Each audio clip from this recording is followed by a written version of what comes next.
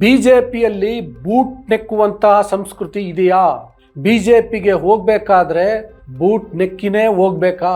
ಬಿಜೆಪಿಯಲ್ಲಿ ಬೂಟ್ ನೆಕ್ಕವರಿಗೆ ಮಾತ್ರನೇ ಅವಕಾಶನಾ? ಬಹಳ ಖಾರವಾದಂತಹ ಪ್ರಶ್ನೆಗಳು ಅಂತ ಅನ್ಸುತ್ತೆ ಅಲ್ವಾ ವೀಕ್ಷಕರೇ? ಆದರೆ ಇವ್ಯಾವೂ ಕೂಡ ನನ್ನ ಪ್ರಶ್ನೆಗಳಲ್ಲ.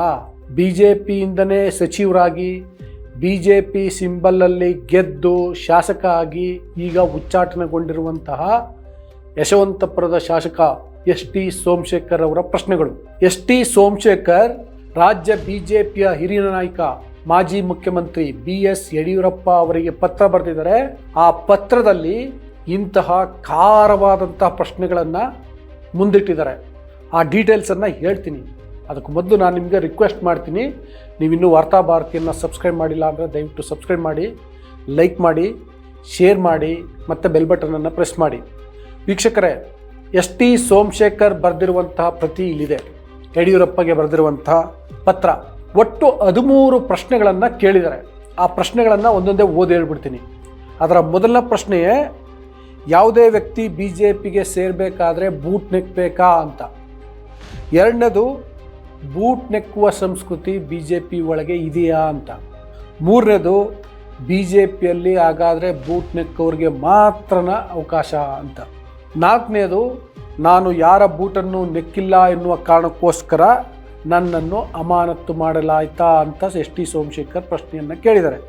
ಐದನೇದು, ನಾನು ಒಂದು ವೇಳೆ ಬಿ ಜೆ ಪಿಗೆ ವಾಪಸ್ ಬರಬೇಕು ಅಂದರೆ ನಿಮ್ಮ ಬೂಟ್ ನೆಕ್ಕಬೇಕಾ ಅಂತ ಎಸ್.ಟಿ. ಸೋಮಶೇಖರ್ ಕೇಳಿದ್ದಾರೆ. ಈ ವಾಪಸ್ ಬರೋ ವಿಷಯನ ಆಮೇಲೆ ಇನ್ನೂ ಸ್ವಲ್ಪ ಡೀಟೇಲಾಗಿ ಹೇಳ್ತೀನಿ. ಈಗ 6ನೇ ಪ್ರಶ್ನೆಗೆ ಹೋಗ್ತೀನಿ.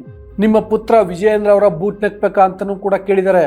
ಅದಾದಮೇಲೆ ನೈಸ್ನ ದತ್ತುಪುತ್ರ ರುದ್ರೇಶ್ಗೆ ರಾಜ್ಯಾಧ್ಯಕ್ಷರಾದ ವಿಜಯೇಂದ್ರ ಅವರು ಪಾರ್ಟಿಯ ಸಂಪೂರ್ಣ ಜವಾಬ್ದಾರಿ ನೀಡಿದ್ದಾರಾ ಅಂತ ಕೇಳಿದ್ದಾರೆ. ಬೂಟ್ ಸಂಸ್ಕೃತಿಯಿಂದ ಸ್ವಲ್ಪ ಹೊರಗಡೆ ಹೋಗಿದ್ದಾರೆ. ಕರ್ನಾಟಕ ಬಿ ಜೆ ಪಿಯನ್ನು ಮುನ್ನಡೆಸ್ತಿರೋದು ಯಾರು, ವಿಜಯೇಂದ್ರನೋ ಅಥವಾ ರುದ್ರೇಶೋ ಅಂತ ಕೇಳಿದ್ದಾರೆ.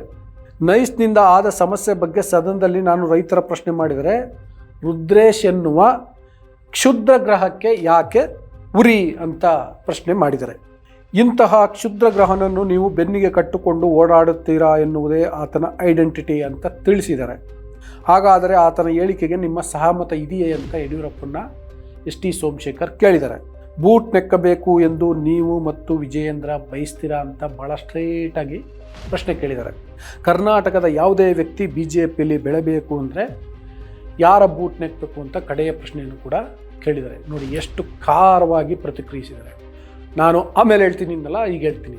ಏನಂದರೆ, ಎಸ್.ಟಿ. ಸೋಮಶೇಖರ್ ಏನೋ ಲೆಕ್ಕಾಚಾರ ಹಾಕ್ಕೊಂಡಿದ್ರು. ಬಿ ಜೆ ಪಿ ಸಿಂಬಲಿಂದ 2023ರಲ್ಲಿ ಗೆದ್ದಿದ್ರು ಕೂಡ ಬಿ ಜೆ ಪಿ ಜೊತೆ ಅಂತರ ಕಾಯ್ಕೊಂಡಿದ್ರು. ಹಾಗಾಗಿ ಬಿ ಜೆ ಪಿ ಪಕ್ಷ ಅವ್ರನ್ನ ಉಚ್ಚಾಟನೆ ಮಾಡಿತ್ತು.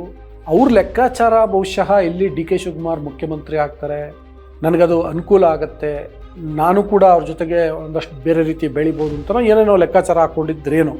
ಯಾವಾಗ ಇಲ್ಲಿ ಡಿ ಕೆ ಶಿವಕುಮಾರ್ ಮುಖ್ಯಮಂತ್ರಿ ಆಗಿಲ್ಲ ಅಥವಾ ಕಾಂಗ್ರೆಸ್ ಜೊತೆಗೆ ಅವರು ಅಂದ್ಕೊಂಡ ಮಟ್ಟಕ್ಕೆ ಸಿಂಕ್ ಆಗೋಕ್ಕಾಗ್ತಿಲ್ಲ, ಬಹುಶಃ ಬಿ ಜೆ ಪಿಗೆ ವಾಪಸ್ ಹೋಗಬೇಕು ಅಂತ ಥಿಂಕ್ ಮಾಡಿದರೇನೋ. ಆದರೆ ಈ ರುದ್ರೇಶ್ ಅನ್ನುವಂಥ ಕ್ಯಾರೆಕ್ಟರ್ ಬಗ್ಗೆ ಹೇಳ್ತಿದಾರಲ್ಲ ಎಸ್.ಟಿ. ಸೋಮಶೇಖರ್, ಆ ರುದ್ರೇಶ್ ಈಗಾಗಲೇ ಯಶವಂತಪುರದಲ್ಲಿ ನೆಕ್ಸ್ಟ್ ಕ್ಯಾಂಡಿಡೇಟ್ ಆಗಲಿಕ್ಕೆ ಬಿ ಜೆ ಪಿಯಿಂದ ತಯಾರಿಯನ್ನು ಮಾಡ್ಕೊಳ್ತಿದ್ದಾರೆ. ರುದ್ರೇಶು ವಿಜಯೇಂದ್ರ ಕ್ಯಾಂಡಿಡೇಟ್. ವಿಜಯೇಂದ್ರ ಕೃಪೆಯಿಂದ ಟಿಕೆಟ್ ಸಿಕ್ಬಿಡ್ಬಹುದು ಅನ್ನುವಂತಹ ಸಾಧ್ಯತೆಗಳು ಇವೆ.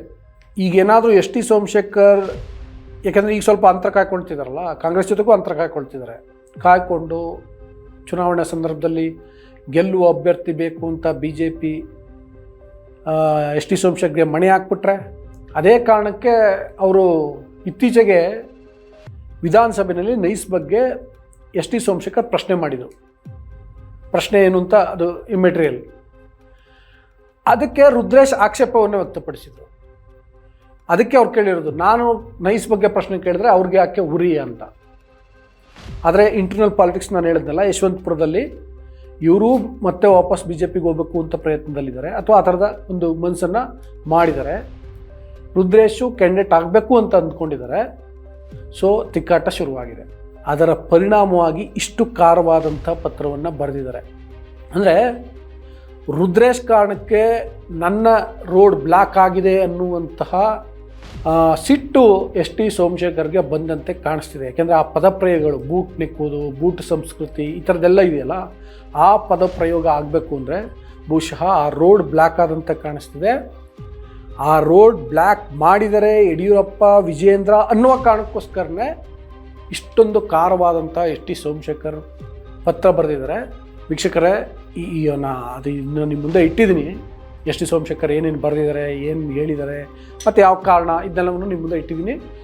ಈಗ ನೀವು ನಿಮ್ಮ ಅಭಿಪ್ರಾಯನ ಕಮೆಂಟ್ ಬಾಕ್ಸಲ್ಲಿ ತಿಳಿಸಿ. ಜೊತೆಗೆ ಇನ್ನೂ ವಾರ್ತಾ ಭಾರತಿಯನ್ನು ಸಬ್ಸ್ಕ್ರೈಬ್ ಮಾಡಿಲ್ಲ ಅಂದರೆ ಸಬ್ಸ್ಕ್ರೈಬ್ ಮಾಡಿ, ಲೈಕ್ ಮಾಡಿ, ಶೇರ್ ಮಾಡಿ, ಬೆಲ್ ಬಟನನ್ನು ಪ್ರೆಸ್ ಮಾಡಿ. Thank you. ನಮ್ಮ ಕಾರ್ಯಕ್ರಮಗಳನ್ನು ನೀವು ನೋಡ್ತಾ ಇದ್ರೆ ನಮ್ಮ ಚಾನೆಲ್ ಅನ್ನ ಸಬ್ಸ್ಕ್ರೈಬ್ ಮಾಡಿ, ಪಕ್ಕದ ಬೆಲ್ ಐಕನ್ ಒತ್ತಿ ನಮ್ಮನ್ನ ಬೆಂಬಲಿಸಿ. ಹಾಗೆ ನಮ್ಮ ಕಾರ್ಯಕ್ರಮಗಳನ್ನ ಲೈಕ್ ಮಾಡಿ, ಕಮೆಂಟ್ ಮಾಡಿ, ಅದನ್ನ ಬೇರೆಯವರಿಗೂ ವಾಟ್ಸ್ಆಪ್ ಮೂಲಕ ಶೇರ್ ಮಾಡಿ. ನೀವು ಹೀಗೆ ಮಾಡಿದಾಗ ನಮ್ಮ ಚಾನೆಲ್ ಮತ್ತಷ್ಟು ಜನರಿಗೆ ತಲುಪಲು ನೀವು ನಮ್ಮೊಂದಿಗೆ ಸಹಕರಿಸಿದ ಹಾಗಾಗುತ್ತೆ. ಇದು ನೀವು ಯಾವುದೇ ಖರ್ಚಿಲ್ಲದೆ ಕೆಲವೇ ಸೆಕೆಂಡುಗಳಲ್ಲಿ ನೀಡಬಹುದಾದ ಸಹಕಾರ. ಧನ್ಯವಾದಗಳು.